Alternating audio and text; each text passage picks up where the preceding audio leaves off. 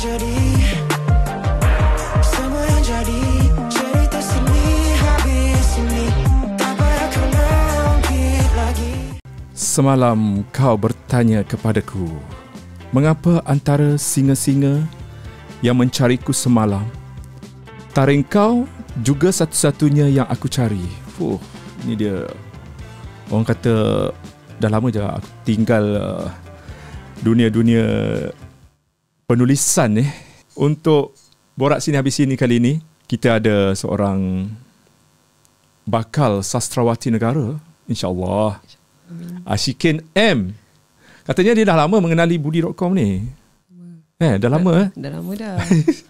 Sebab I suka lah the way you cara penulisan you, the way you convey the information. I think it's very clear and macam instead of it being macam draggy or benda, dia concise lah. So itulah. Dah lama dah. So bila I dapat tahu ni, I macam wow, it's an honour. Thank you so much Budi. I pun secara random je. Sebab hari tu kan you ada pelancaran ini dia. Buku yang ke-11 Ashikin M telah pun dilancarkan dan Budi tak sempat nak hadir dan terpanggil untuk menjemput Ashikin M masuk podcast Borak Sini Habis Sini sebab kita nak borak-borak santai kan tentang dunia sastra, di mana saya dah tinggal lama. Sebenarnya saya meminati dunia sastra ni. Faham. Mungkin tiada jalan Ash ke arah situ. Kan kadang-kadang kita antara dua pilihan, tiga pilihan lah macam sains, sastra, agama. Kan? Betul. Masa sekolah dulu. Yes. Mak ayah sukakan kita ke arah agama. Betul. Jadi hati kalbu ni, kalbu kita menggunakan bahasa sastra guys. Hati-hati dengan S ni. Kecorak. Dah merasuki hari jadi ni. demi nak menjaga hati mak ayah kan, pilihlah agama. Kan. Alhamdulillah. Jadinya kita suka menulis. Budi ni suka menulis dan antara cita-cita jugalah nak menerbitkan buku macam Ash ni. InsyaAllah one day. Patutnya kita berbangga. Tak ramai sebenarnya yang individu macam Ash ni nak menerbitkan buku puisi. Itu nak kita nak belajar juga macam mana nak menerbitkan, nak melahirkan manuskrip ni sampai ke dia menerbitkan buku macam ni. Itu satu ilmu juga yang kita akan kongsikan. Borak Sini Habis Sini lah. Mungkin ramai yang tak kenal lagi ni Ashikin M, tapi ramai sebenarnya kenal sebab masa pesta buku antarabangsa hari tu ramai yang subuh ni. InsyaAllah pula. Yes, Alhamdulillah. Okay, InsyaAllah. Ashikin M, boleh perkenalkan diri sikit lah untuk kita. Nama saya Ashikin M. Selalu orang panggil Ash. Senang. Ash tu sebenarnya masa saya berumur 18 tahun, I did TV commercial. Model. I did TV commercial. Berlakon? Bukan, iklan. Berlakon iklan dengan media cetak lah. And then masa tu ada macam-macam I would say brands and then orang luar dia tak boleh nak sebut Ashikin tu. Kalau luar so dia macam Ashikin Ashkin. Uncle saya kat Bangkok panggil saya Kicin. Itu lagi jauh tu kan. Lepas tu last kita macam why don't we put your stage name as Ash lah. So sebenarnya Ash tu adalah nama saya masa buat TVC modelling. So melekat sampai sekarang. So saya berumur 32 tahun. Tahun ni berasal dari Ipoh Perak. Itu yang saya selalu mention because I'm really proud to be from Ipoh. Sebab Ipoh kita sedia tahu banyak orang-orang seni yang berbakat. Antaranya yang kita boleh senaraikan Muhammad Khalid. Dan Muhammad Jizwan ada kawan saya di sana. Dia adalah pengasas Rabak, kolektif Rabak. Rabak tu apa? Rabak ni dia ada buat dia adalah macam kumpulan orang-orang penulis, pemuzik yang kebanyakannya berasal daripada Ipoh Perak juga. Dan dia selalu buat event yang dia macam mana cakap, dia mengangkat martabat Ipoh tu sebagai bandar yang penuh seni lah. So dia ada juga cabang dia dalam penerbitan buku berjudul bernama Rabak Lit. So itu salah satunya lah. So ada juga yang lain-lain ni macam maybe a bit junior than me. Ada pemuisi banyak juga from sana, antaranya Jack Malik. Dan Jack Malik ni dia ada style dia sendiri juga. So saya sebab tahun lepas sebenarnya alhamdulillah saya ada peluang untuk menerbitkan buku dekat Indonesia. Wow, Indonesia guys. Malaysia tak main itu pun alhamdulillah ada dapat The Colour of Regret. Warna kekesalan. Wow. Saya. Semua English tak, ini sampai bahasa Melayu tapi tajuk dia tu kita consensusly kita macam maybe this is the best title, tapi tajuk dalam bahasa Melayu tapi dalam bahasa Inggeris dalam bahasa Indonesia. Bahasa Indonesia. You pandai bercakap bahasa Indonesia? Saya bercakap basic boleh, tapi gimana? ini sebenarnya ditranslate. Gimana tu ya? Ngobrol. Sekarang kita lagi ngobrol. Kalau tengok pada wajah raut muka ni ada asal-asalnya juga? Tak ada, saya Thailand. Saya ada Thailand. Thailand ada. Sama lah kita. Sama sama. Saya Kelantan. Saya Kelantan. Faham. Ayah saya ada darah-darah Thailand. Darah kat sana. So kita memang daripada Thailand, Melayu Thailand. So apa yang menjadikan minat ni? Panjang cerita kalau kita nak borak dengan Ash ni. Sampai ke Indonesia guys dia. InsyaAllah, amin. So macam mana boleh terjebak orang kata dalam bahasa Indonesia saya baca aku memulai pekerjaan sebagai seorang psikolog selama bertahun-tahun sebelum berjumpa dengannya. Tapi bahasa kita kan tak jauh beza dengan dia orang kan. Boleh difahami. So yang masa saya terbitkan buku ni diterbitkan di Indonesia, sebelum ni saya ada peluang untuk berkolaborasi bersama Yona Dianika dengan Henny Simamora. So dua ni adalah penulis yang dari Indonesia. So semasa saya dapat peluang tu, so I get the chance to explore sebelah sana semua tu. So from situ I feel like okay, since alhamdulillah pintu tu dah terbuka kat situ. So sekarang ni adalah untuk meneruskan.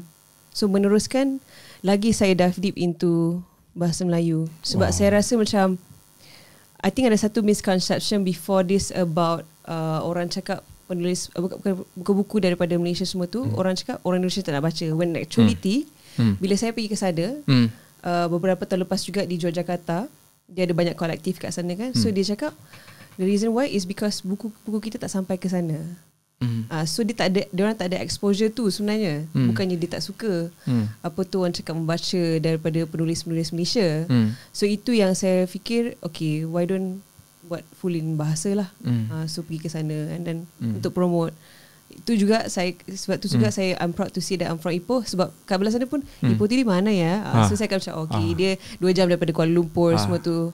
So I want to angkat lah apa tu orang cakap bandar kelahiran saya lah kat situ. Kita nak lebihkan bercakap pasal Kejora ni, merupakan buku yang ke-11 hasil penulisan Ashikin M. Ya, saya dah baca sikit tadi. Maksudnya saya ada jugalah boleh tu kata boleh faham lah apa yang nak disampaikan. Sebabnya kalau kita baca bait ke bait kan, ayat demi ayat ni, dia tak ada banyak perkataan yang susah. Betul. Wah. Saya baca lagi satu ni pujaan si Kejora. Semalam kau bertanya kepadaku, mengapa antara singa-singa yang mencariku semalam, taring kau juga satu-satunya yang aku cari. Kita nak tahu apa yang ingin sampaikan kat sini. Okay. Singa-singa tu merujuk kepada siapa?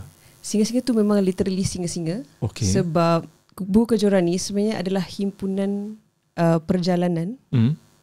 Of course dunia nyata dengan mimpi. You suka travel kan? Saya suka travel. So sekarang ni dalam Kejora ni saya expand travelling through dreams. Adakah you bermimpi singa ataupun you pergi zoo? Bukan. I duk bayangkan macam you cakap you tak travel, mesti you pergi tengok singa. Sebab you cakap literally is memang singa betul. Maksudnya you mimpi ataupun you pergi zoo, you tengok singa, okay, terlahirnya. Macam tu ke? Bukan. Memang dalam mimpi. Literally I was in a very, very high building. Kononnya macam futuristic punya zaman. Full of silver coloured escalators tau. Dia macam zigzag ke atas. So saya pergi dengan satu lelaki ni, saya tak tahu siapa. Dia memang dalam mimpi, watak dalam mimpi lah. So kita pergi ke tempat, tiba-tiba kat tingkat bawah contohnya. Kita kat tingkat 3 lah. So kat tingkat 2 tu kita nampak penuh bergelimpangan singa dengan kerbau. My God. So agak dah ada macam so bila the next morning usually you bangun-bangun je? Bangun-bangun je I will terus ingat, always jot it down in my phone. Sebab saya ada satu dalam section dalam phone saya notes ni, I have like mimpi semalam. So tarikh bila, so I will like jot down what I remember. But usually I will remember very vividly lah. Kalau I bermimpi, I tak ingat apa-apa dah. Faham. I bangun-bangun, aku maksudnya Deep kita ada benda yang kita mimpi. Tapi bila bangun, kita dah lupa. Pelak pun kita dah meracau ke mana. Betul. Aku mimpi apa semalam? Aku mimpi pasal orang tu kita ingat. Kita mimpi pasal orang tu ingat tapi tak ingat apa. Tapi you kira diberi satu anugerah oleh Tuhan. Alhamdulillah. Boleh ingat dan boleh tulis pula boleh ingat sebiji-sebiji. Tapi kadang-kadang mungkin ada je macam 50%. Sebab tu saya bangun je terus saya tulis. Wow. So macam tapi mama-mama itu tulis terus. Satu inspirasi nak buat jugalah. Itu sebenarnya boleh sebenarnya apa orang cakap knowledge untuk skill untuk jot down, kita panggil dream journaling. Boleh dipupuk sebenarnya. Tapi dia kena macam you have to seek for it. Kita kena seek, maksudnya kita berdoa. Kita nak in your mindset, you kena macam you imagine, I want to dream tonight and I want to remember my dreams. So lama-lama sebelum dia tidur. akan so bila kita tulis tu sebenarnya menulis adalah salah satu cara mengingati sesuatu kan. So bila tulis so dia lama-lama akan lagi vivid sampai dia jelas. So kejuaraan ni 80% mimpi sebenarnya. 80% adalah hasil daripada mimpi you. Yes. Mimpi sebenar bukan mimpi orang lain. Bukan. Mimpi sebenar. So tadi tu memang literally a scene in my dream. So saya macam, because I've never written anything about singa before. Tak pernah langsung singa ke kerbau ke. It was never an animal in my writing. Usually before this, burung ada eagle, yes, because eagle kan symbolize freedom. And then burung sama juga kebebasan. Apa lagi yang contohnya yang macam haiwan-haiwan lain dalam ni. Tapi banyak haiwan before this ada, sebab saya punya biggest muse sebenarnya nature and creature. Tuhan punya creatures lah. So macam termasuklah haiwan-haiwan semua tu. Saya pencinta animals jugalah sebenarnya. Zirafah je tak ada Zirafah belum lagi. So bermimpi lagi kan. Kalau mimpi nanti insyaAllah boleh letak. My God. Ada antara tajuk berhenti cemburu dan dakaplah aku sehabis erat. Malu kan. Kalau jujur bang tu malu sikit. Wow. Kejora Okay Ash, kita nak selongkar lagi apa yang terkandung dalam kejoran ni. Kejoran ni macam mana? Berapa lama you ambil masa untuk buat buku macam ni? Dan apa yang mencetuskan inspirasi you? You cakap 80% daripada isinya adalah mimpi kan? So mungkin boleh terangkan lagi lah penstrukturan dia ataupun proses. You nak tahu proses bikin satu buku puisi yang macam ni. Pencetus kejoran ni sebenarnya adalah mimpi. Which is 7 years ago. 7 years ago. I dreamt I was in an island. Island tu dia macam dia dipanggil Sinbad Island somehow. So I try to Google after bangun semua tu. So island you nampak dalam mimpi tu Sinbad? Bukan, Sinbad Island. Nama dia. So somehow tak tahulah, kalau dalam mimpi kan kita macam ada our monologue juga sebenarnya dalam mimpi. So I was in a jeep color hijau. So tengah travel ni, lepas tu ada gugusan 3 pulau. 3 pulau tu kala-kala dia sebenarnya depan ni. Ni semua kala-kala pulau tu. Ini lukisan ada maksud dia dalam ni. Ada. Semua tu ada maksudnya. So jadi grafik komputer. Yang ni saya design dulu. Lepas tu ada designer kemaskan. Sebab saya untuk interpretation kan, mimpi tu sebab bukan senang kita nak cari ataupun kita nak convey yang tepat untuk kita dapat hasil yang tepat. So saya adalah sikit basic Photoshop semua tu kan. So saya buat dulu design tu, lepas tu baru saya pergi ke designer. So bila saya mimpi tu saya dapat macam I saw some lights from the island. Lights tu kala-kala ni lah. So itu saja. So macam it was a really beautiful dream. But then okay, tapi saya macam abaikan je lah. Tapi saya dah jot down, tapi saya okay, lepas tu saya abaikan je. Sebab kadang-kadang kita peram. Kalau yang tulis ni kita terus tulis. Kita macam ada benda yang kita macam dia tak sampai lagi, kita biar dulu. Lepas tu the first time that I've heard about perkataan kejora ni sebenarnya when it was in 2018. Masa tu Ash pergi nak belajar diving. So my dive master tu bawa kat tempat macam perkampungan semua tu. Dia tak bawa tempat komersial, dia bawa tempat yang macam yang kita boleh explore kehidupan kampung kat situ semua. So I met with this one pakcik yang bawa boat, nama dia saya namakan Pak Abu lah. Cerita kita bagi nama sikit kan, Pak Abu. And then hari ketiga kita dive, nak balik tu ribut teruk lah. Saya pun macam tu seram juga. Tapi saya memang suka laut, so saya tak takut sangat dengan laut ni. Laut adalah satu tempat yang memang saya suka and saya selesa lah. And then tiba-tiba dia macam dia cakap zaman dulu ada satu, sebab dia pandai ilmu falak, so dia cakap ada satu bintang ni nama dia bintang kejora. Bintang kejora ni bintang pengasuh, so dia mengasuh arah untuk sailors, untuk orang yang penyelam ke benda. So dia yang kalau orang sesat ke apa pun dia yang bagi point untuk orang tu balik pada darat, contoh macam tu. Tapi dia cakap kejora ni dia ada partner, macam boyfriend lah, contoh macam tu kan. Nama dia Bintang Raja. Bintang Raja ni opposite karakter dia. Bintang Raja ni adalah satu bintang yang membawa ribut, petir, puting beliung semua tu. So dia cakap kalau diorang ni macam bercinta, indahlah laut. Tapi kalau bergaduh, habis. Sebab dua-dua ada kuasa yang kuat untuk macam mengubah lautan punya itulah. So from situ saya dapat nama kejora. Lepas tu ada itu baru tajuk. Itu baru tajuk. Isi belum lagi. Isi masa tu saya dah berapa? Roughly, sebab dah dream journal tu kan, roughly dah okay. Masa tu saya nak structure je, macam mana saya nak structure cerita ni dan puisi ni untuk dia membentuk satu ceritera. Dalam ni ada cerita. Dia ceritera sebenarnya. Ceritera maksudnya ada jalan cerita. Cerita-cerita tapi dalam bentuk puisi. Okay. So, maksudnya first untuk first puisi tu adalah merupakan pendahuluan. Tak. Dia tak disusun. Maksudnya apa ceritera? Dia disusun macam contoh. Katakan dalam ni ada 30 himpunan puisi kan. Okay. So dia akan macam, kalau Budi tengok, okay, mula-mula dia selamat ulang tahun laut. Lepas tu malam yang membiru. Okay. Lepas tu tiada waktu yang salah, yang maha puitis, Tuhan maksudnya, berehat, tertidur lagi di kursi. Semua tu dia ada macam contoh daripada malam sampai pagi. Itu dia punya susunan. Pertalian timeline masa. Betul. Okay, faham. So dia bukan macam macam plot lah. Bukan. Okay. So kiranya jasadnya adalah puisi, tapi rohnya adalah prosa sebenarnya. Prosa tu cerita lah, untuk cerita. Jadinya bila Ash susun macam tu, dia tak mengikut timeline masa. Maksudnya selamat ulang tahun laut ni mungkin Ash dah karang 2017. Yes. Contohnya. Betul. Lepas tu puisi kedua ni mungkin lebih awal daripada itu. Betul. Okay, faham. Yes. Sebab kita faham mungkin yang ni mungkin ditulis awal. Okay. 2016, 2017. Jadi apa yang membezakan adalah Ash menggunakan ni lah timeline masa. Betul. Malam, pagi, peredaran. Ya. Okay, faham. Jadi apa lagi yang Ash nak kongsikan tentang kejora ni? Dan selain menarik tu, lah.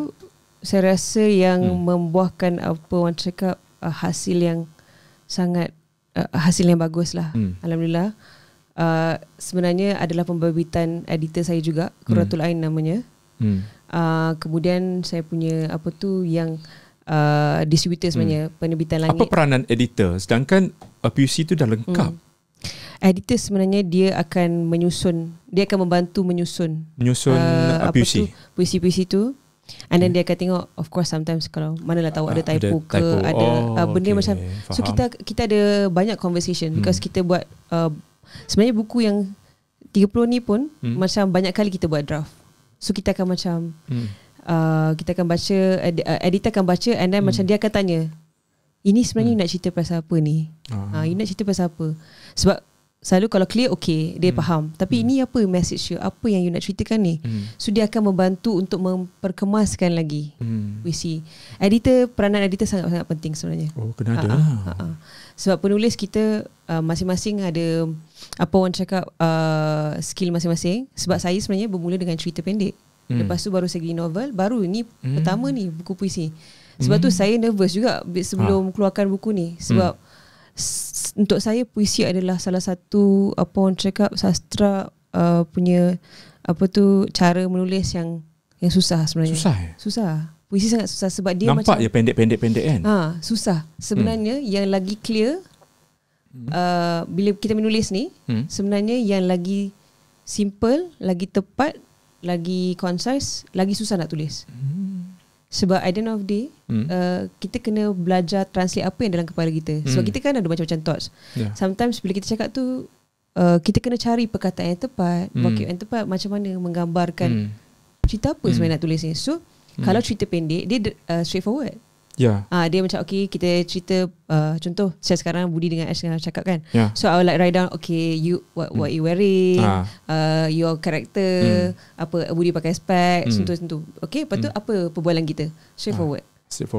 Lepas tu kalau novel kita tahu ada plot, karakter, apa yang dia cakapkannya, apa benda kehidupan dia macam mana, background dia macam. Tapi puisi sebab dia macam concise, dia macam dalam satu line tu macam nak letak tadi yang macam kalau cerita tu katakan 4 pages tapi nak cram dalam satu katakan macam 5 rangkap.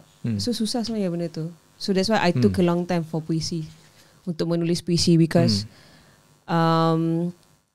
saya nak jadikan puisi saya boleh difahami lah. Sebab, boleh nampak boleh bahasa difahami. Yang digunakan Ash guna banyak perkataan-perkataan yang senang kita faham. Betul.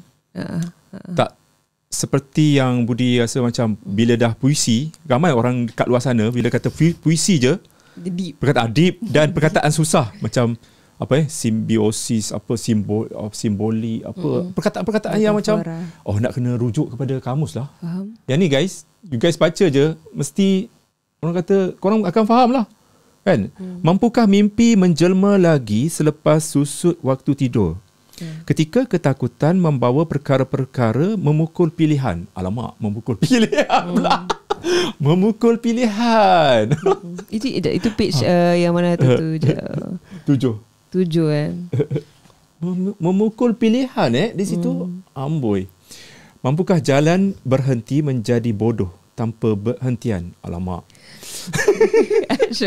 Dia menggunakan perkataan-perkataan senang, tapi bila korang baca mungkin ada penterjemahan yang mungkin orang ni subjektif lah. Maksudnya orang ni akan terjemah macam ni. Mungkin fahaman lain. Betul. Si pembaca macam saya ni mungkin akan terjemah benda lain. So macam mana kita nak faham puisi tu sebenarnya? Okay.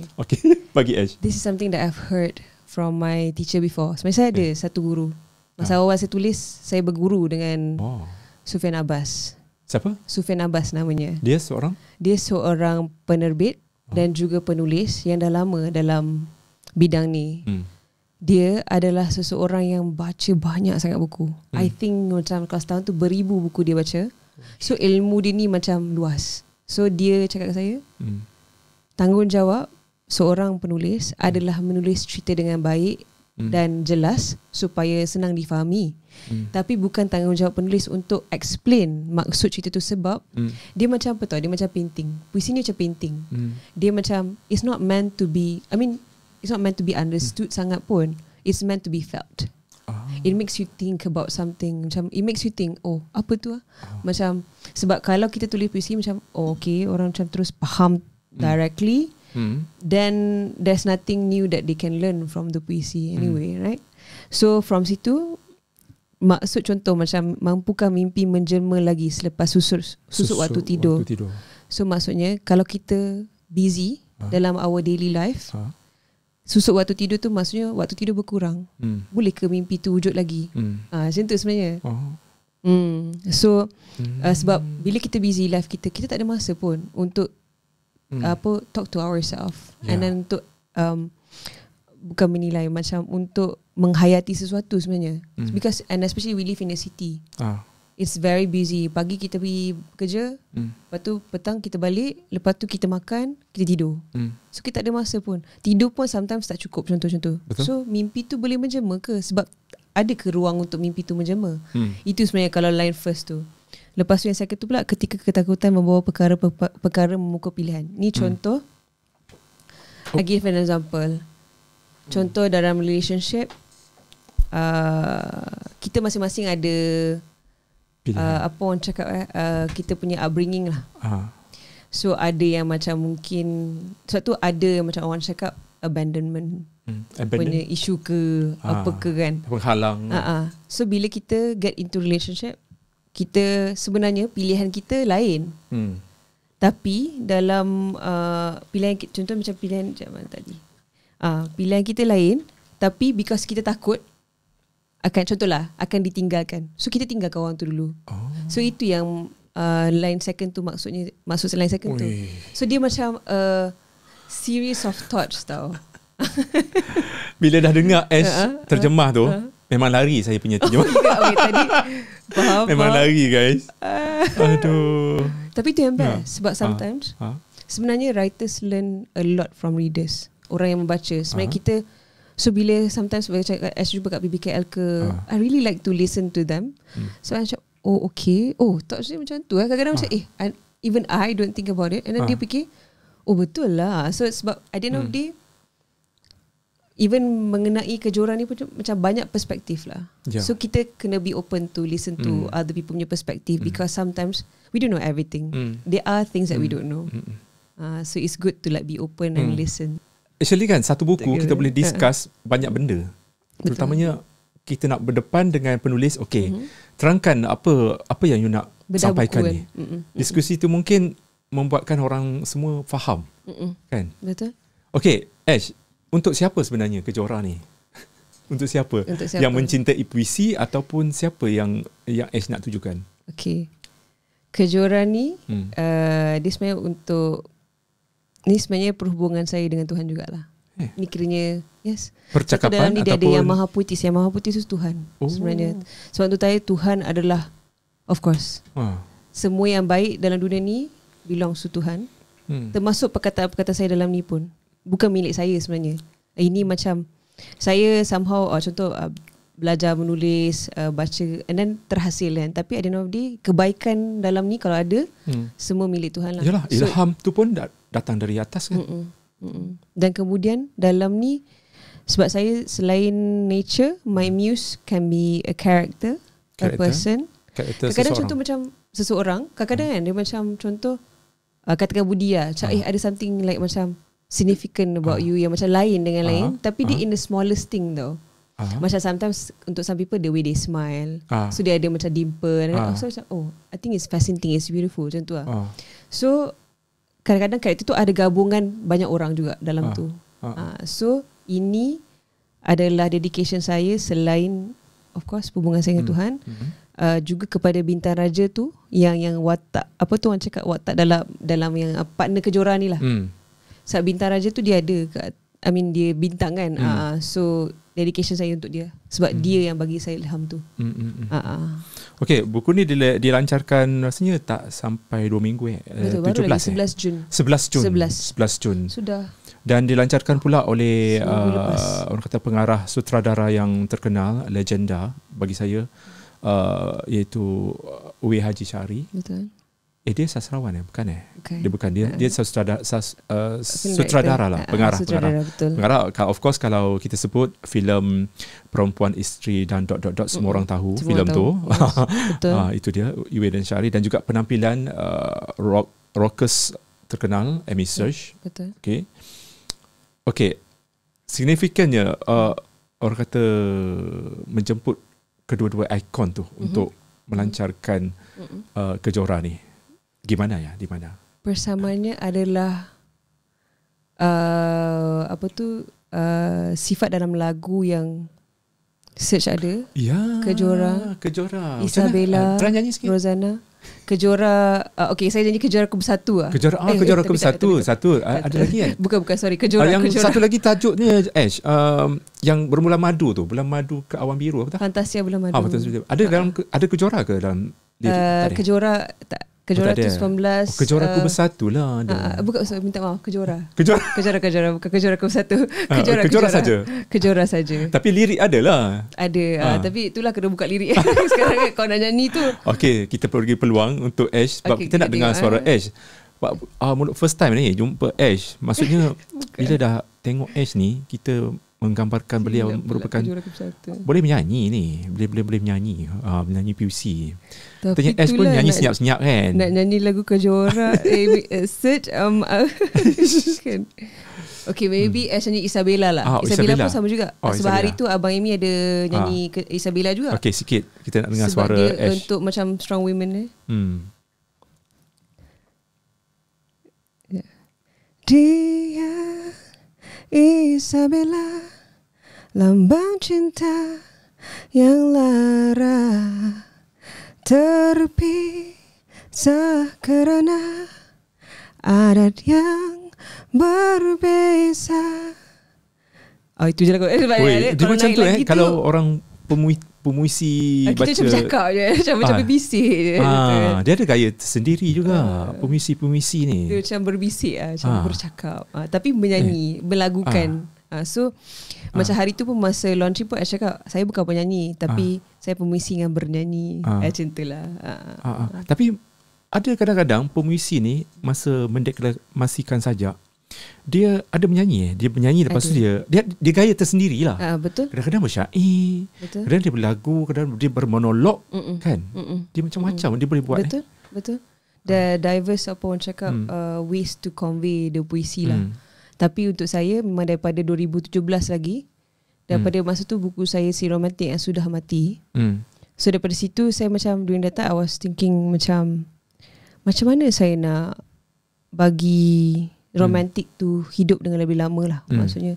So saya fikir macam mana, sebab cerita tu cerita pendek. So it's impossible macam saya nak macam katakan contoh ada event yang menjemput kan, tapi saya nak baca cerita pendek tu yang panjang tu lah sebenarnya kan. So saya macam saya jadikan dalam bentuk rangkap puisi lah kat situ.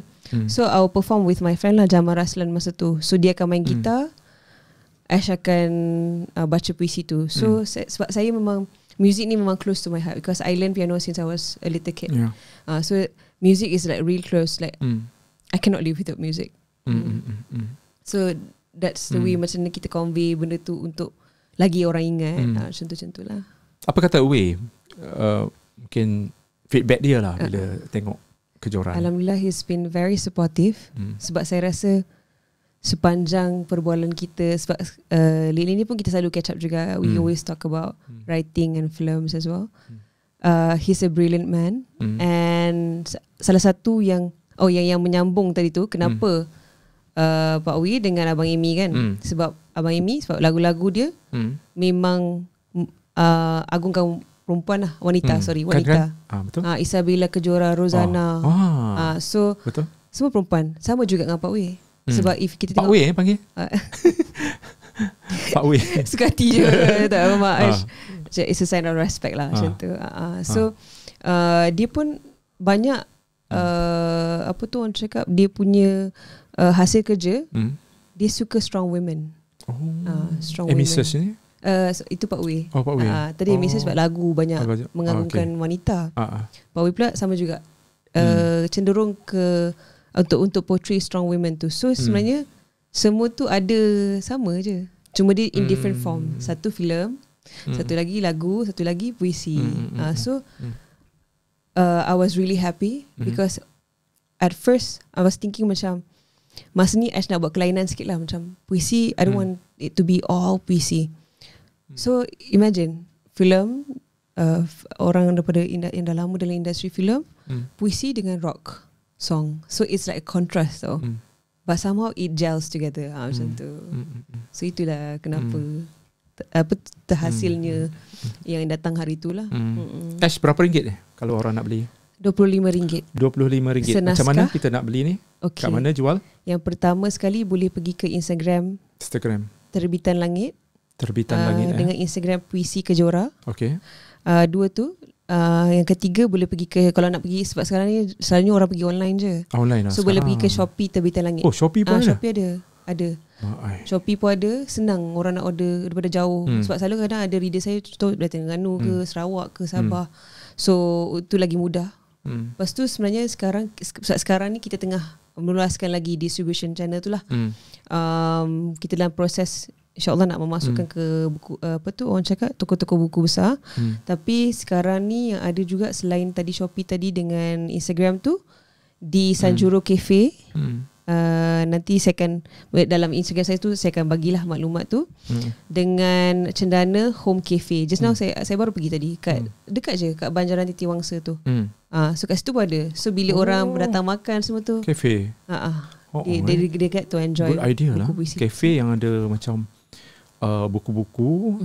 Kemudian kan macam satu slot untuk dibagi ruang, bagi peluang untuk penulis-penulis baca buat satu event ke kan. Relax kan, macam ya, kita santai. nak wind down kan. Kalau macam weekend ke datang breakfast sambil minum contoh teh tarik lah kan. Teh tarik sambil baca PC macam tu.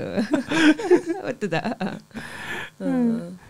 Ash, Budi tertarik dengan penulisan yang orang kata ceritera, yang ada falsafah, yang mempunyai kaitan dengan mimpi pula tu kan. Sebab jarang penulis-penulis kat luar sana menginspirasikan penulisan dia daripada mimpi. Sebab bila dia buat macam tu, I mean mengambil mimpi sebagai satu subjek, satu penceritaan mimpi dalam tu. Orang kata macam hidup dalam dunia khayalan. Faham. Benda yang tak realistik. Ialah mimpi kan. Faham. Kadang-kadang mimpi tak semestinya menjadi realiti. Betul. Jadinya orang kata macam benda ni berkhayal je. Berkhayal je. Apa yang macam tak ada vision. Mungkin apa Ash nak cakap bila orang mengecilkan atau macam meremeh-temehkan buku yang berasaskan pada mimpi ni. Salah satu saya rasa interpretation mimpi yang dalam skala besar. Contoh J.K. Rowling. Harry Potter wujud dari mimpi dia. Oh ya ke? Can you imagine that? Cerita dia dah hidup lama and like it's like being watched by million people around the world. And betul, mimpi tu mungkin ada campuran hayalan tu. Tapi saya rasa at the end of the day, as nature of human, kita semua bermimpi. And there's a reason why it's there. Everything yang happen to kita ataupun yang macam kita go through, there's the reason why it's there. Betul. So untuk saya mimpi ni dulu mungkin masa saya kecil dulu selalulah. Saya kuat bangan. Saya kuat bangan masa kecil, serius. Depan-depan cermin tu kan. Contoh kan macam ITV ni kan. Dulu saya pernah berangan benda tu. Macam contoh depan-depan masa tu belum lagi kemudian. So depan-depan cermin saya tengah gosok gigi kan. Dengan cermin tu saya mimpi. So saya cakap dengan cermin lah contoh kan. Kononnya dia orang interview, tak tahu pasal apa lah. Masa tu baru umur 10 tahun contoh. But see today kan, something like this happen. ya betul lah. Bila orang kata setiap cita-cita yang terhasil itu datangnya dari mimpi, daripada angan-angan. Saya ingat lagi Ash, siapa yang kata motivator lah, macam penceramah ke siapa. Kalau you nak berjaya dalam hidup, contohnya you nak jadi doktor, you kena bayangkan you jadi doktor sekarang ini. Betul. Baru dia akan berhasil macam membawa kepada ke situ. Maksudnya aku nak jadi macam Amisus, nak buat lagu, nak nyanyi lagu macam dia kan. Akan jadi macam dia. So maksudnya dalam fikiran luar sedar kita, kita dah tanam dah. Betul. Aku nak jadi apa? Betul. Aku nak jadi apa, dan perjalanan kita akan mengarah ke situ. Betul. If we follow the course of our dream, insyaAllah one day you be whatever that you want to be. So dulu saya pun sama juga. Saya macam berangan, tapi of course mimpi ke angan-angan tu kena diselarikan dengan usaha lah. Sebab kalau tak ada usaha, dia dalam kepala je, tak jadi apa-apa juga. So lama-lama, but because I've been getting like this different dreams, macam dekat dunia lain lah, macam planet. So I learn couple of different things in my dreams. Pernah sekali tu ada satu mimpi tu saya macam berpuisi dalam bahasa Arab. Saya tak reti berbahasa Arab. So dia macam sometimes saya tak tahu kenapa. Tapi okay, jap. Kadang-kadang orang kata mimpi ni baru terlintas kan. Dia macam kita punya fikiran. Misal katalah malam tu kita menonton filem Pergi ke Bulan. Kita mungkin akan bermimpi ke bulan. Betul. Maksudnya apa kejadian yang kita alami siang hari tu, dia akan macam otak kita subconsciously akan store. Tapi mungkin jalan cerita lain lah. Betul. So Ash tadi itu mungkin macam mana? Mungkin borak-borak dengar orang Arab bercakap ke apa kan? Macam mana? The thing is I never thought about those things. Contoh macam this reminds me singa-singa tu, selain yang saya mimpi tu kan, singa like literally, yang saya nampak singa dengan kerbau mati tu bergelimpangan tu, dalam bahasa Arab tu saya dah tak tahu bahasa Arab kan, tapi dalam tu saya ada perkataan singa tu dalam bahasa Arab tu. Sekarang saya tapi dia macam itulah monolog mimpi. But the thing is, it was never something that I watch. Saya jarang bermimpi orang yang contoh dalam hidup saya ataupun dalam dunia ni, saya jarang bermimpi orang-orang dalam yang saya pernah jumpa ke. Mesti orang lain. Yes. So that's why, tapi one thing, it's very important to establish that line. Katakanlah contoh ada yang macam mimpi-mimpi yang orang cakap yang macam kita pun tak faham, macam ada message. Never ever, untuk saya lah, ini saya letakkan lines in my dreams, never ever think of it as something like prophecy ke apa ke, never. Because at the end of the day, I know that saya manusia biasa je.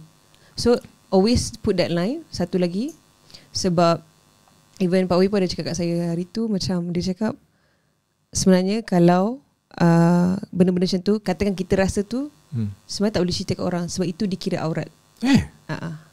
Dikira perlu disimpan. Sebab dia takut mengundang fitnah, mengundang orang macam kau ni okey ke tak, so kena simpan. Kalau benda macam tu simpan, macam tu. So that's why dia mungkin ada gabungan, mungkin lah kan, sesuatu yang saya pernah tengok, tapi selalunya memang lain. Sebab memang yang macam, sebab saya tak pernah, masa saya tengok filem tu saya just enjoy, tapi saya tak ada pernah berangan pun aku nak pergi angkasa lepas ni, tak pernah terfikir pun masa tengah watch tu. So itulah dia mimpi dia. So dia ada cerita di sini, sebab tu I can macam berani saya katakan di sini, confess. Ya, untuk saya confess tak ada. Dia untuk saya mimpi tu bukanlah sekadar mainan tidur. Untuk saya lah. Mungkin untuk orang lain maksudnya reality. Maksudnya mungkin di alam lain. Mungkin. Bukan mainan tidur. Maksudnya ada setengah orang dia suka tidur. Dia suka tidur dan at the same time dia mencintai mimpi. Aku suka masuk diri aku dalam dunia mimpi. Sebab bagi dia mimpi adalah satu dunia. Dan alam lain. Betul. Bukannya di alam nyata ni, alam mimpi. Tapi kan ini satu topik yang kita nak bawakan kepada penonton-penonton dan juga pendengar-pendengar kita lah, Ash. Bila kata mimpi ni, kita orang Melayu tau, dia ada percaya dengan kewujudan mimpi ni bila ada sesetengah orang daripada kita lah. Tak semua orang yang percayakan mimpi. Kadang-kadang aku semalam mimpi ular, kena patuk ular. Mimpi apa, macam-macam lah mimpi kan. Jadinya di kalangan orang Melayu kita ada macam simbolik, macam kalau kau mimpi jumpa ular, mungkin kau akan dapat rezeki esok hari ke bila-bila ke. Okay, Ash percaya tak benda tu? Saya percaya sesuatu yang saya rasa, sebab saya rasa interpretation tu dah being develop dah lama. Macam sebab saya pun kadang ada juga macam tu, bila saya mimpi tu saya nak tahu apa maksudnya. Sebab kadang-kadang macam contoh kita mimpi tenggelam kat lautan ke, contoh macam tu kan. So Google selalu Google selalu kan? Gitu. Sebab kalau especially yang macam mimpi-mimpi buruk macam apa ni, macam Pernah je satu mimpi saya ni, dia macam dunia apocalypse. Apocalypse ni macam nak kiamat macam tak ada Huru-hara. apa-apa. Ni okay, ni maybe terpengaruh juga cerita, tapi dalam perjalanan saya dengan itu memang pelik. Dalam satu kereta ada 4 watak. Saya dalam satu tubuh yang saya tak tahu watak apa. Ada satu ni dia drunkard tau, pemabuk. Satu lagi ni dia macam orang tua yang wise. Lepas tu satu lagi ni saya tak ingat pula apa watak dia dalam tu. So kita 4, masa tu kita ada satu kereta je. Tak ada apa-apa tau. Dia macam padang pasir lah contoh. So kita nak travel ada satu tempat je tempat orang makan. Bayangkan satu dunia, satu tempat je. Ada satu restoran ni, ada satu makcik ni. Dia jaga makcik tua kat situ. So from situ macam I was thinking lah what's the lepas tu saya ingat ada satu balang penuh binatang berbisa dalam tu, like scorpion and all those things. I'm like, masuk mimpi ni. So macam it was bizarre lah. So I was trying to Google terus. Itu tapi itulah dia ada interpretation. Dia cakap kalau tu benda tak elok lah sebenarnya. Ada benda tak elok akan datang, macam tu lah. So saya macam takut. Saya macam in between lah. So at the end of the day, untuk saya hidup jalan je kan. Macam okay, benda buruk ke, benda tak buruk ke, jalan je lah dua-dua. Mungkin alamat ataupun petanda dia suruh kita berhati-hati. Betul. Kan? Tapi the thing that I always dapatkan, orang cakap kalau patah gigi, ada orang terdekat meninggal. Memang betul. So arwah atuk saya meninggal. Pernah terjadi Pernah terjadi. Memang saya mimpi saya tak patah gigi. Saya mimpi semua macam tak ada gigi, tak ingat kat belakang semua. So lepas tu couple of dia memang atuk saya meninggal. So dia ada yang mungkin depends on interpretation. Ada juga yang saya cakap, saya boleh katakan saya percaya juga sebagai petanda saja. Bukannya something kita kena ikut sebiji-biji pun, tapi sebagai petanda untuk kita lebih berhati-hati ke apa ke. Sebab benda ni dah develop lama. So orang-orang Melayu zaman dulu pun sama juga. Dia maksudnya contoh kalau saya percaya kalau dia katakan mimpi gigi patah, ada orang meninggal tu, maksudnya dah happen to so many people. So that's why okay, that's why mungkin dia ada interpretation tu sebab dah happen to so many people kan. So macam mungkin betul lah kot kita pun tak tahu kenapa patah gigi kan. Macam apa correlation gigi dengan, tapi sebenarnya gigi adalah antara anggota tubuh kita yang terdekat dengan kita. Betul tak? And then gigi kalau sakit. So saya rasa kadang-kadang interpretation tu ada ke arah tu juga. Itu yang saya dapat simpulkan daripada situ. Ingat lagi bila bercakap pasal mimpi, yang terlintas satu mimpi yang Budi ni betul bukan reka-reka tau. Bukan reka-reka tau. Okay, Budi mimpi ular. Seko 5. Dia bukan seko, maksudnya ramai banyak, tapi Budi rasa 5 ekor atau 4 ekor macam tu. Tapi yang peliknya, ular tu dekat lutut dan Budi rasa tau. Jap. Sebab actually image juga lutut. Dekat lutut, dekat ni. Macam kita tengah tidur jugalah mimpi tu. Dan Budi rasa, dia tak patut tau. Dia rasa macam current. Macam kebas. Kita rasa kebas tau. Dalam tidur ni, kita rasa kebas. So nak tahu apakah so interpretation mungkin, lepas tu teruslah Budi Google Map. Time tu juga kan. Lepas bangun je, dia ada 12 tafsir mimpi bertemu ular. Masya Allah, banyaknya. Banyak. Dan dia ada baik dan buruk. So betul. Okey lah macam yes. Dia macam ada duality. Lega. Maksudnya ada orang nak pindah. Betul. Masalahnya masa ni kan, masa hari tu Budi dah macam trauma dah. Macam fikiran Budi dia macam Budi ada mental health juga.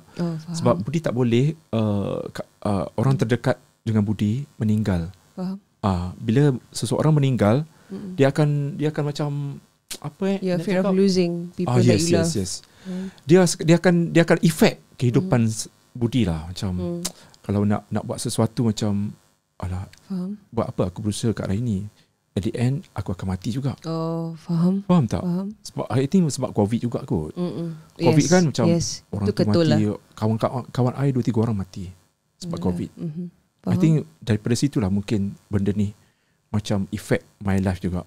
Kadang-kadang kan macam I rasa macam nak bersungguh-sungguh dapatkan sesuatu, end up I rasa macam tak ada semangat. Benda tu macam negatif lah. Benda yang negatif lah. Kan? Okay, I nak tanya Ash lah. Okay. Ni secara jangan serius sangat lah kan. Okay, gitu lah. Apa tafsiran Ash kalau I jumpa ular yang banyak mengelilingi tubuh I dan I rasa dekat lutut je I rasa kebas. Okay, kita main-main je. Dia colour apa? Ular tu colour apa? Ingat? I tak ingat lah. Sebab dia kalau hitam tu tak elok lah. Itu memang petanda orang cakap buruk lah. Tapi kalau colourful dia different juga. So kalau interpretation sebab banyak kalau seorang tu itulah kalau seorang pula kalau seekor maksudnya orang nak bina orang cakap ataupun ada orang minat lah kot tapi kalau banyak-banyak ni dia depends juga. Kalau berbisa buruk, kalau tak ular ni kalau tak sebab dia sebenarnya interpretation ular ni kalau especially kalau kat Malaysia kot macam dia ke arah yang buruk. Contoh-contoh yang buruk. Tapi contoh Ash lahir tahun ular. I was born in a snake year. So when I study more about ular, contoh, the other side of ular, because everything ada duality kan, is healing actually. Healing maksudnya? Healing, menyembuhkan. So menyembuhkan. So that's why tadi macam Budi dia beritahu ada 5 ekor contoh, tapi colour apa? Saya ada Google. Colour tu tak ingat Kalau colour macam tu, healing pun ada. Hijau lah kot. Healing Dia kata kat sini mimpi digigit ular berbisa menandakan bahawa anda akan mengalami masa-masa sulit. Anda pula harus mencuba mengendalikan situasi tersebut. Mimpi melihat ular pun ada juga. Tapi tadi tu memang spesifik kan dia belik kat lutut kan. So dia dua tau. So mungkin during that time, I'm not sure if it's true or not. During that time, I think perhaps in your subconscious mind, you are in dilemma between between benda yang macam you said just now, and then another thing is the orang cakap kemahuan untuk heal. So boleh juga jadi sebab dia memang spesifik kat lutut kan, macam like it's very near, and then dia membelitkan. So sebenarnya kadang-kadang mimpi ni juga selain petanda ke apa ke, sebenarnya the next one is what do we do about the petanda sebenarnya. So macam katakan contoh tadi macam what do we do? Macam between dua tu. Do you want to go towards staying in your kesedihan ataupun tu, or you want to go towards healing? So saya rasa interpretation Ash untuk tu itu. That's the actual. Tak tahulah betul ke tak. Selalu kalau orang tanya Ash, then I interpret dia macam tepat jugalah. Tapi saya tak tahulah. Kadang-kadang dia membuatkan kita risau. Kadang-kadang kalau orang yang tak percaya bermimpi, itulah tak dia lah kan. Dia betul. Macam bila kita ni macam sentiasa setiap hari apa aku mimpi ular. Setiap hari benda tu bermain dalam fikiran kita. So macam disturb lah juga. So before tu ular orang associate ular dengan benda buruk, sebenarnya tak. Betul. Everything ada duality kan. Orang nampak ular ni mesti mimpi buruk. Okay, Ash, kita nak tanya Ash. Mimpi yang orang kata Ash pernah mimpi kan, yang aneh, yang paling aneh, yang menakutkan mungkin. Tengok puisi ada rujukan. Boleh cari kan. Tapi betul.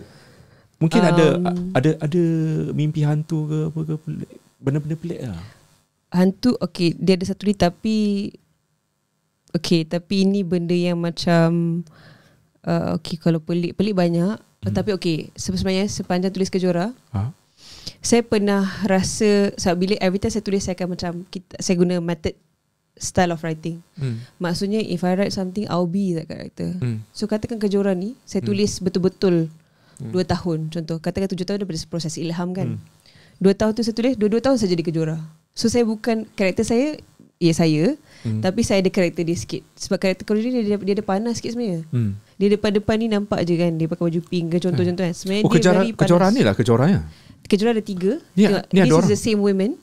Tapi masa ni dalam cerita ni saya nak jadikan cerita tadi tu kan, bidadari pengasuh tadi tu, bintang pengasuh tu, dia menyerupai contoh manusia dalam bentuk 3 karakter sebenarnya. So the tengah ni yang ada dia kepak kat muka ni, kepak kat muka tiba-tiba kan, kepak kat muka ni dia kejora yang betul lah. She's an empress lah. Seorang contoh pakai topi, seorang pakai bunga kat atas. So yang kedua ni yang pakai topi ni, dia adalah kejora yang bertemu kelasi tu. Kelasi lah dalam ni. Merah nama kelasi tu. So yang lagi bunga ni, satu lagi ni, dia adalah kejora yang berjumpa watak Aurora. Aurora ni gadis kampung. So nampak tak, sebenarnya itu ada hint dah tu. Sebenarnya akan ada continuation daripada ni. So akan ada Ni adalah lagi dia Kejora pertama. 2. Ada sebenarnya lagi plan 2 lagi. Wow. Trilogi. Tapi mungkin Wow. tajuk dia bukan Kejora lah. Tajuk dia. So akan lancar tapi bila? Itu kan terkejut itu kena tunggu time lah untuk tulis semua kan. So Wow. mimpi Trilogy, yang paling guys. bizarre saya rasa sepanjang menulis Kejora ni, dalam masa 2 tahun tu, pernah saya berturut ataupun ada selang sehari 2 hari saya mimpi 300 hari, 300 kali lah kiranya. Saya mimpi saya dibunuh dengan pelbagai cara. Tapi so ada satu contoh macam saya pernah mimpi macam kena tembak kat kepala, saya bangun sakit kepala kat belakang. Contoh macam tu lah. Saya pun tak tahu kenapa. Lepas tu satu tu dia kadang-kadang dia okay, dia scene different tau. Yang macam yang tu, itu saya mimpi macam saya dekat saya tahu saya bukan saya lah dalam tu. Saya ada 3 adik-beradik. Ada mak bapak saya pun bukan mak bapak saya yang kat dunia ni lah kiranya kan. Guys, dia alam mimpi Macam-macam guys. kan. Lepas tu dalam mimpi tu ada Kira satu ibu bapa dia alam mimpi lah ni. So tu yang terkelakar tu. Lepas tu ada satu preacher ni, dia kalau orang tahu rahsia dia akan bunuh orang tu. So tapi dalam mimpi tu sama saya tahu saya bukan dalam saya just dalam mimpi je lah. So dia find out kita masa tu saya ingat ada satu dewan yang macam ada kubah tu semua tu, kita dengan ramai-ramai ada tak tahu kenapa itu kelakar tu. Ada banyak table bulat-bulat tu macam function kan. Dia tiba saya kena tembak from belakang. Contoh itu first. Second, zaman-zaman Victoria punya zaman yang English house yang lama-lama tu kelakar tu. Ada banyak bilik.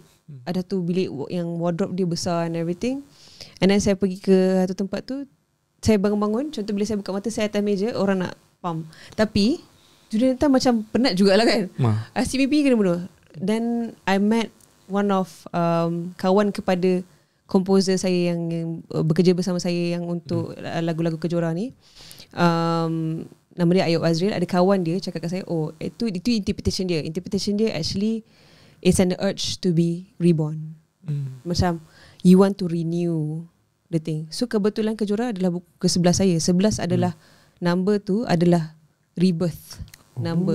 So somehow mungkin subconsciously macam while saya write benda tu, saya dapat mimpi-mimpi macam tu. So sebenarnya dia bukan something yang I mean kalau literal meaning tu I was killed 300 times lah. Macam penat je bangun-bangun situ kan. Tapi at the end of the day betul juga sebab macam bila bangun tu, oh actually I'm still alive. So itu saya rasa sepanjang series tu lah kan. Itu semua saya ada tulis juga dalam journal tu kan. So sepanjang tu saya rasa itu paling bizarre kot. Itu yang macam paling saya macam memang. Sebab rasa penat. Dengar pun macam oh my god peliknya. Rasa penat. Macam penat kena bunuh. Penat. Tapi saya rasa macam benda tu saya tak nak fikir ada potensi ke aku tak, saya takkan fikir sebab saya akan separate dunia mimpi tu dengan Ya. Bagus juga kan macam kita andaikan mainan tidur je. Tapi main-main tidur pun ada main-main tidur kan ada buku guys. So awal saya ingat Kejora ni jahat. Serius. Saya ingat dia macam sebenarnya dia jahat lah. Sebab dia panas. Bila saya tulis tu saya macam saya jenis yang susah nak marah sebenarnya. Sangat susah. Tapi bila tulis ni asyik nak marah je kan. Macam kenapa macam tu kan. So saya ingat awal dia jahat. Tapi lepas tu lama-lama tak sebenarnya okey. Macam tu. Saya andaikan buku ni bukannya untuk Ash cari makan sebab Ash ada kerja lain, kerja tetap which is pakar strategi kan di sebuah syarikat korporat. Ini soalan borak sini habis sini lah kan.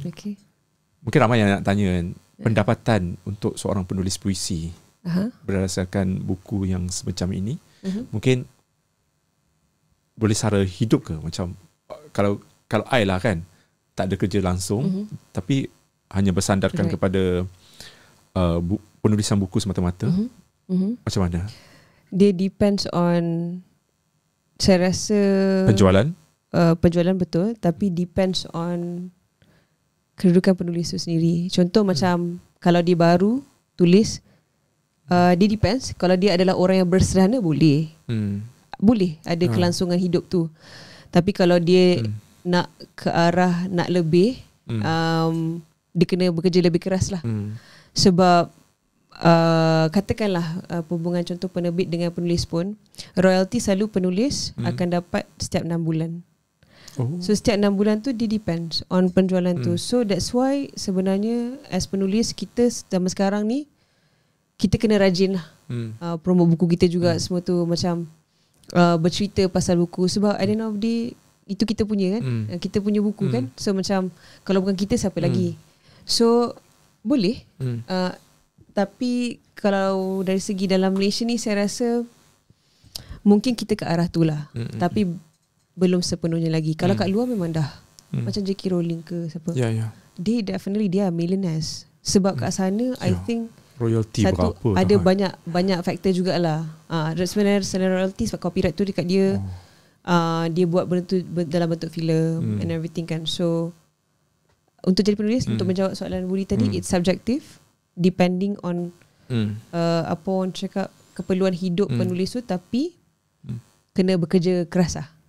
Kena macam never stop writing, never stop expanding your karya, because jangan stay dekat comfort zone lah. Boleh ada rezeki tu kalau untuk kat Malaysia ni lah. Tapi saya rasa ke arah tu kot, belum lagi sepenuhnya. Kalau kat sini lah dia bertambah mencabar lagi, bertambah mencabar bila ada kita berdepan dengan dunia serba digital, which is orang tak print dah buku ni kan. Orang baca dekat dekat internet, orang dapat sumber daripada apps. Betul. Tak termasuk lagi orang sebar melalui Telegram, melalui WhatsApp, semua tu kan. So sebagai seorang penulis ini soalan yang agak umum lah. Bila kita mendepani dunia digital ni kan, sebagai seorang penulis, Ash mungkin akan macam ke depan, maksudnya tidak bersandar kepada percetakan semata-mata lah.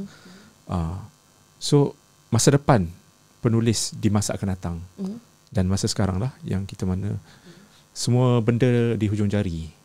Betul. Apa yang Ash mungkin plan dalam kepala ke, ataupun Ash anggap macam ini satu aku kena buat sesuatu kan, untuk orang kata sampai bila aku nak mencetak puisi macam ni kan. So mungkin sebab sekarang pun majalah semua dah banyak yang terkubur dan banyak benda-benda yang majalah-majalah dikeluarkan melalui digital. So bagaimana pula dunia penulisan? Plan saya insyaAllah, sebab at the end of the day my first love will always be book in physical forms. Physical. And sebenarnya kalau kat Malaysia ni kita ramai yang lagi baru ke orang nak PBKL, beli? ramai. Tambah murah tahun sebab depan murah. Ash akan ajak Budi pergi PBKL. Kita kalau ada masa nanti. Dewan Bahasa dia Pustaka. PBKL, Pesta Buku Antarabangsa Kuala Lumpur. Bila lagi nak buat? Baru habis habis hari tu sebenarnya. Sebenarnya dia berlangsung seminggu yang lepas. So sebenarnya hari terakhir itu 12 Jun. So Ash pergi meet and greet semua tu 12 Jun. Ramai sangat manusia kat situ Budi. Like penuh. Sebab, and like ini parents yang bawa anak-anak kecil. Ada offer Yes. Sebab ada offer lah. And banyak, dia macam itu kan, dia macam kalau untuk penulis macam Coachella lah in a way kan, untuk penulis kat Malaysia. So sebenarnya awal dulu the first question that I asked untuk Cikgu Ash tu, Ash cakap macam ada orang nak baca ke? Especially, maksudnya ada orang nak baca Ash punya buku ke? Masa tu pun Ash terfikir benda yang sama. But because I'm a reader myself, so I know okay, there exists readers sebab I'm a reader myself. So and I would prefer very much on a physical book. Tapi kita faham juga kadang-kadang macam contoh bila orang tu self travel, dia akan bawa Kindle ke apa benda kan, e-book lah contoh kan. So my first love will always be in books. So I will still be printing in books kan? Definitely. Orang kata kepuasan pegang tu kan. Yes. Tidur nak bawa dalam bag. Kalau digital kau pegang iPad, kau pegang phone.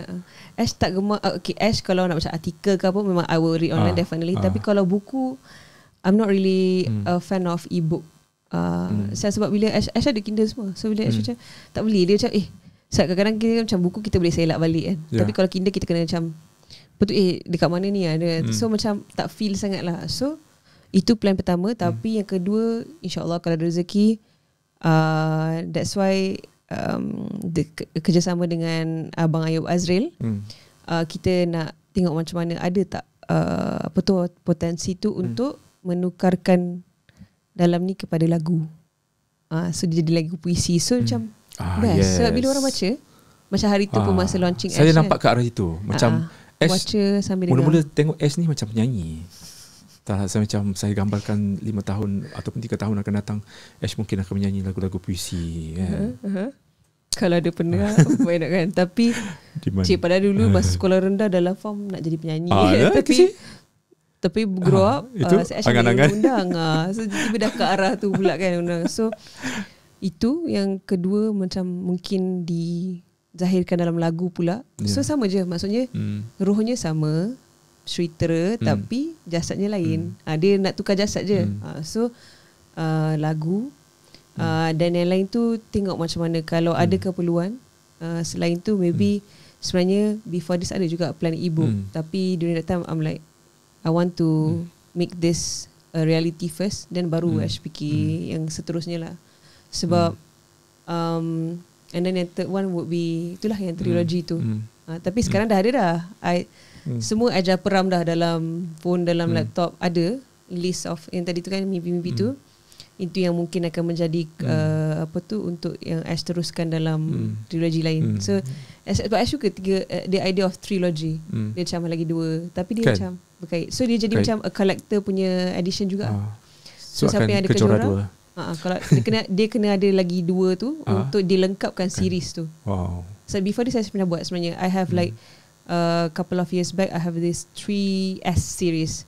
So yang pertama Senja, lepas tu September is September in French, and then Surat dari Perancis. So ada je Ash pernah buat before. So like dia siapa-siapa tu memang dah jelas siapa yang ada Ash punya collection dulu tu, memang Ash tahu okay ni betul-betul true ni kan. Macam daripada dulu dah ada dah. Jelas buku ke-11 maksudnya dah 10 buku dah dihasilkan. Ini yang ke-11. Sudah tentu Ash dah mengumpulkan ramai pengikut dan juga komuniti tersendiri lah kan. Semalam Budi ada teringat sebab cakap pasal buku terlintas malam. Bukan mimpi lah, tapi betul Budi pergi Istana Budaya semalam, layan konsert UK's. So sebelum konsert tu berlangsung, Budi borak-borak dengan rakan-rakan media lain yang senior lah. Seorang tu daripada rentak sejuta Abang Dragon. So Abang Dragon ni dia kata dia tengah berak pun dia boleh habiskan berapa muka surat, ambil masa 1 jam. Apa tu bini pun mencelah lah. Memang betul Budi, dia boleh baca buku sambil berak. Tapi macam ada scene dalam beberapa drama filem lah. Kita boleh kata macam tapi bukan itu yang kita nak borakkan. Lepas tu dia cakap lagi lah, dia boleh dapatkan buku yang murah dekat satu pesta buku. Bukan yang apa tu? Werewolf. Pesta buku Big Bad Wolf. Big Bad Wolf. Allah. Yes. Aku ni bukan kaki buku, so macam kita boleh tahulah benda tu. Kita boleh beli buku dengan jumlah yang banyak tapi murah. Faham? Shopping buku kat situ. Ash selalu pergi? Ash pernah pergi sebelum, sebab dia selalu yang dijual buku-buku tu bukan buku baru lah. Buku lama. Buku dah lama, and then dia bawa situ untuk habiskanlah clearance. Patutlah murah. Sebab mengikut Abang Dragon tu cakap, dia bagi satu kotak besar. Lepas tu dia macam macam dia kata satu kotak ni macam contoh RM200. Tapi kau ambil lah buku mana-mana biar sampai betul-betul penuh kotak tu. 200. Boleh, memang ada. Untuk Ash mana-mana sebenarnya at the end of the day, the idea is untuk galakkan orang baca je. So dia tak kisah daripada mana kita dapatkan buku tu, asalkan kita beli and baca buku tu, it's okay. Kan at the end of the day it's about, tapi mungkin orang lain ada pandangan masing-masing lah. Tapi untuk Ash macam, sebab ilmu tu is ataupun benda yang kita macam baca dalam buku tu, it's not something that kita boleh tetapkan. You have to, macam contoh Kejora kan, contoh harga 25. So korang macam ada je mesti orang cakap macam contoh ini piece je, kenapa 25? Benda-benda macam tu kan. Tapi untuk saya, sebab selama 7 tahun tu nak hasilkan 7 tahun ni 30 mimpi 7 tahun. Yes. Mimpi selama 7 tahun boleh dapatkan satu buku, guys. Gosh. Budi tertarik ni kata-kata di muka surat belakang ni. Apa maksud dia? Ash baca dulu lah. Pelurumu sudah dilepaskan. Tuhan sudah berhenti menulis babak-babak kita. Malaikat meleraikan cerita kita. dan tiada lagi epilog tentangmu kali ini. So akan ni macam okey, boleh tanggap macam perkataan ni mungkin akan berkena-mengena dengan trilogi yang kedua tu ataupun macam mana? Dia dekat dalam ni. Dia dekat dalam. Benda ni dah dalam ni. Tapi ini ada so, satu kenapa letak kat belakang? Sebab ini dia ini yang peluru ni nombor 16, muka surat 16 ni. Yang ni. Dia itu je. Sebab ada kadang-kadang puisi dia macam tak payah panjang pun. Dia itu je dah deliver dah message. Gosh. Sebab ini siap satu puisi dah. 4 baris je. Yes. Tapi bila baca tu untuk Ash, message dah sampai dah. Dia tak payah panjang dah nak cakap. Apa maksud dia? Engkau penterjemahan. Yang ni basically this is in regards to someone, a person that you pour everything to, everything lah, jiwa, raga, semualah perasaan kan. And then due to something that happen, contohnya this person macam tak, okay lah, ni kalau straightforward lah kan, contoh dia dah tak nak you lah. Macam tu senang cerita kan. So ini macam, so the idea is before this, because they used to be a part of your life kan, that you think about, and then there are things that you do for this person yang you macam buat sampai habis lah kan. Tapi at the end of the day, okay, dia tak sedar pun, and then like things like that. So ini macam okay lah, lepas ni dah tak ada cerita dah pasal kau. Macam tu lah, macam dah habis kat sini. Sebab Tuhan pun dah berhenti dah tulis bab-bab kita. Malaikat dah leraikan semuanya. Dah tak ada dah pertalian apa-apa between kita dua. Habis. Titik nota. Macam tu. So untuk saya macam bila, sebenarnya mula-mula benda ni panjang lagi. Panjang. Dia ada longer. Tu bila saya fikir balik, saya baca, oh tak payah. Ini dia dah cukup dah. Yang lain tu tak payah apa, yang cerita lain kan. So that's why saya letakkan ni kat di belakang buku. Sebab saya rasa ini adalah antara message yang paling kuat lah dalam kejuaraan ni yang saya nak sampaikan. Contoh macam tu. Alright guys, terima kasih banyak-banyak kerana sudi bertamu dekat Borak Sini Habis Sini. So apa yang kita borakkan hari ini tentang mimpi. So jangan serik untuk bermimpi guys. Alang-alang bermimpi selama 7 tahun, Ashikin M boleh menghasilkan satu buku puisi berjudul Kejora. Kerana satu hari mimpi satu tu benda boleh menjadi kenyataan.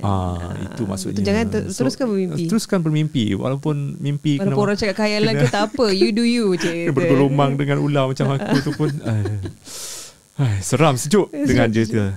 So terima kasih banyak-banyak Ash. Mungkin kita akan jemput lagi sekiranya ada, katanya ada 2 lagi novel yang akan dihasilkan. Juga lanjutan daripada mimpi-mimpi beliau. Yang tu daripada 7 tahun tu ke ataupun yang akan dia datang? ada juga, dia ada. Sebab in between pun ada. Yang saya tak masukkan dalam ni akan dimasukkan. So the course of 7 years. Satu orang kata bila kita mendapat idea, ilham, orang kata daripada mimpi. Betul lah daripada mimpi. Kadang-kadang ilham tu secara macam kita hidup zaman di alam realiti ni pun ilham juga. Betul. Tapi kadang-kadang kita tak guna ilham tu. Kita guna yang mimpi tu. Sebab betul. Mimpi tu satu benda yang abstrak. Yes, and kita tak, macam kita inilah nak faham. Abstrak dia. Something sebenarnya beri tak tahu pun. Tak terlintas nak tanya tadi. Pasal cover. Ash yang cakap. Gosh. So tahniah untuk Ashikin M sudi. Sudi pula lah. Tahniah Ashikin M kerana telah orang kata berjaya menghasilkan satu buku. Kita ucapkan semoga karya awak terus berkembang. Katanya nak jadi penyanyi. Sekejap lagi kita nak dengar suara beliau. Katanya dia nak mendeklamasikan sebuah puisi dalam bentuk lagu. Jom sama-sama kita dengarkan sebagai penutup di Borak Sini Habis Sini. Bye-bye. Assalamualaikum. Bye-bye. Thank you.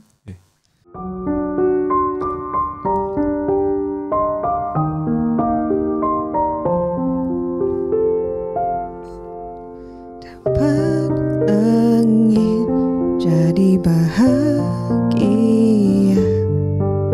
kira bulan dan matahari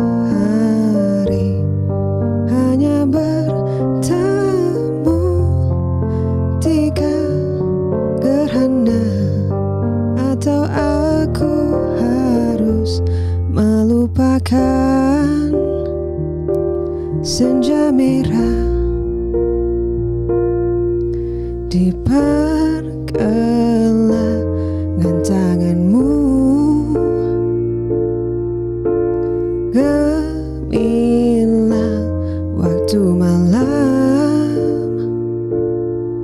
Perlukah aku terus bernafas atau menahannya setiap kali?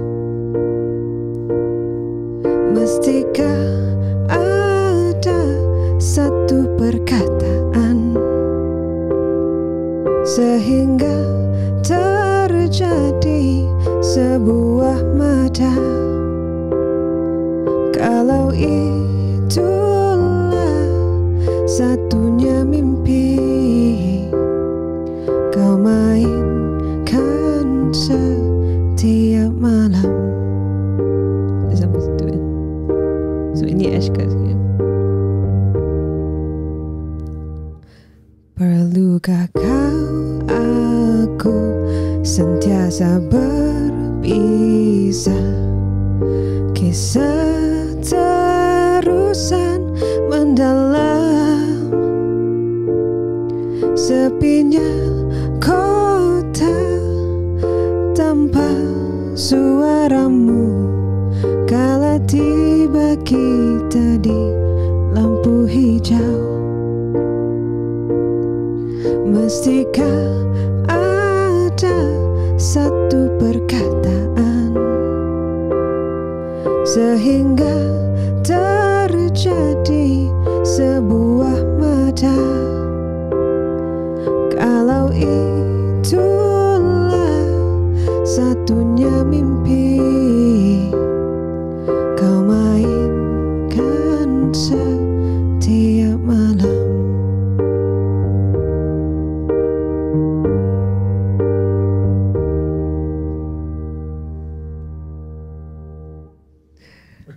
Selesai. Apa yang nak disampaikan daripada lagu ini? Lagu ni Ash nyanyi masa pelancaran ni? Salah satu lagu. Ash ada recite satu poem dengan 2 lagu. Okey, sedikit kata-kata daripada Senja Merah. Ash tentang lagu ni. Senja Merah di pergelangan tanganmu ni, dia macam basically menceritakan tentang longing feelings lah.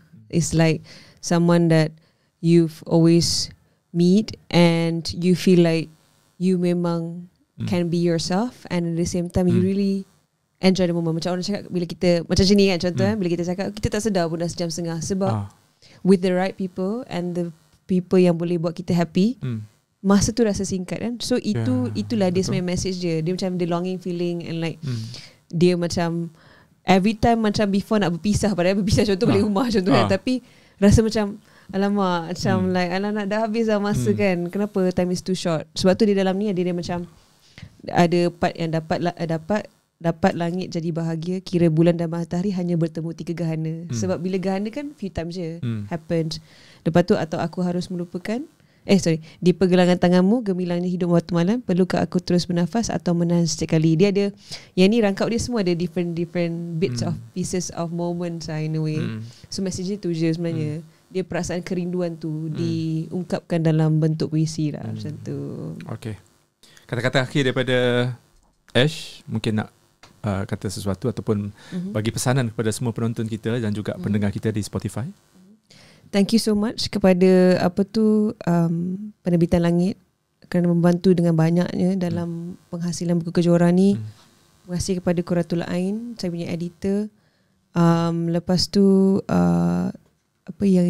Ayub Azril kerana terlibat dalam orang cakap komposisi lagu-lagu kejuaraan ni, because it really gives a whole new meaning and feelings towards the puisi. And Ash harap more people will be open to read books, especially buku puisi, sebab ada banyak benda yang kita boleh belajar and banyak benda yang boleh kita relate dengan our life, and untuk jadi peneman juga in a way. So apa yang saya harapkan adalah Kejora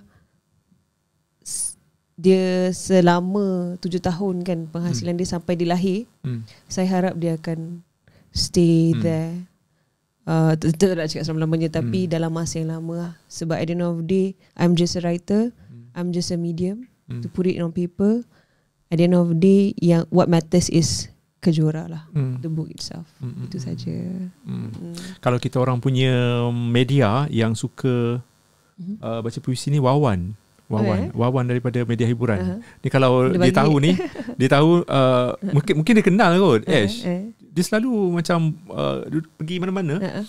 Mesti ada buku. Dia antara wartawan otai jugalah. Dekat media hiburan. Sekarang asalnya dekat Wawan dekat ni dah mana? Lupa dah Wawan. Okay Ash, thank you so much. Thank you so much, Budi. Jumpa lagi di lain masa. Thank you juga kepada Jiman Casablancas ni. Thank you Badiman. Okay, thank you. Okay, bye-bye. Assalamualaikum. Podcast Borak Sini Habis Sini mengundur diri. Thank you. Testing 1, 2. Jadi lepas ni ada lagi interview. Esok lah. Kalau boleh satu hari satu lah. Satu hari satu. Macam banyak kan.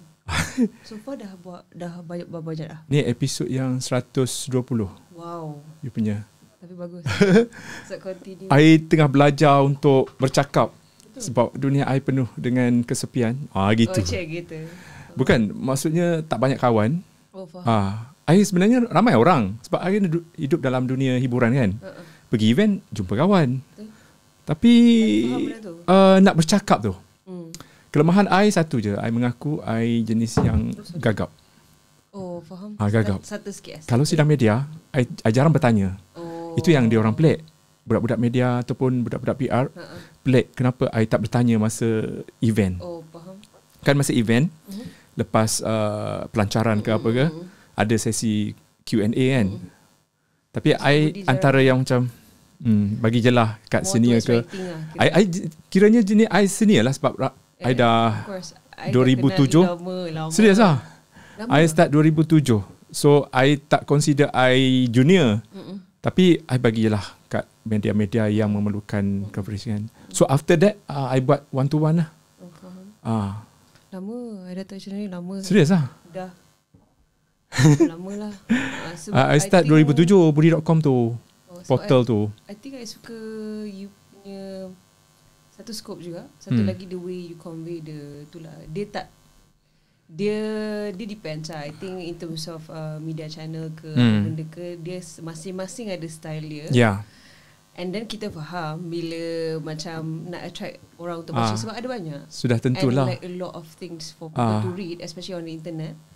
Tapi I suka lah macam dia macam I tak nak cari pasal. Tu je. Prinsip I, aku tulis ni mendatangkan faedah ke tak. I tak nak diri I susah sebab kalau susah macam orang nak saman I, buang masa babe. Duit pun macam better I duduk senyap je, buat yang penting, yang perlu je.